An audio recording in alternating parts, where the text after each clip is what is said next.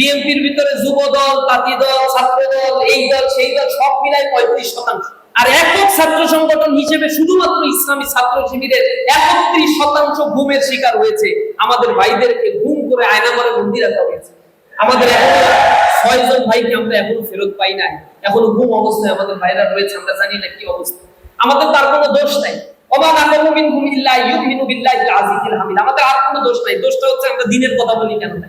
আমরা তো মানুষের কাছে চাঁদাবাজি করি না, টেন্ডারবাজি করি না, টেম্পোস্ট্যান্ড দখল করতে যাই না, কারো সম্পদ লুটপাট করে খাই না, আমরা কারোর সাথে অসৌজন্যমূলক আচরণ করি না, সমাজে ত্রাস সৃষ্টি করি না। কিন্তু আমাদেরকে বানানো হয়েছে আমরা রাজাকার, আমরা সন্ত্রাসী, আমরা আলবদর। যুব শ্রেণী থেকে আমাদেরকে ডিটাচ করতে চেষ্টা করা হয়েছে। মানুষ থেকে, জীবিত মানুষ থেকে নিঃশ্বাসকে যেভাবে আলাদা করা যায় না, ইসলাম থেকে মানুষকে কখনোই এইভাবে মুসলমানকে আলাদা করা সম্ভব। আমরা দমন, নিপীড়ন, নিষ্পেষণের, জুলুম, নির্যাতনের শিকার হয়েছি, কিন্তু দমিত হই নাই। আমাদের ভাইরা জেলে গেছে, জেল থেকে বের হয়ে আলহামদুলিল্লাহ আবার বলছে ভাই এখন আগে যেভাবে দাওয়াতি কাজ করতাম তার চাইতেও তীব্র বেগে এখন দাওয়াতি কাজ করবো।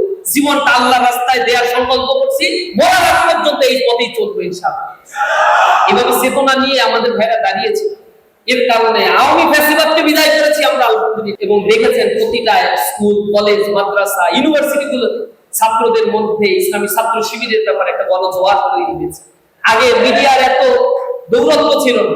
90-এর দশকে আমাদেরকে যা ইচ্ছা তাই মিথ্যা প্রপাগান্ডা করছে রাষ্ট্রযন্ত্র। এখন কোনো কিছু করলে মিডিয়াগুলোতে আমাদের গুলো মেইন স্ট্রিম মিডিয়া প্রকাশ করতে চায় না। অনেক মিডিয়া আছে যেগুলো দখল করে রাখছে। এখন আগে আওয়ামী লীগ করতে, এখন একেবারে জাস্ট বিএনপি দখল করে রাখছে, আমাদের কথাগুলো বলতেও দেয় না। কিন্তু সোশ্যাল মিডিয়া আছে, এই মাধ্যমে আমাদের কথাগুলো আমরা মানুষের কাছে পৌঁছাচ্ছি।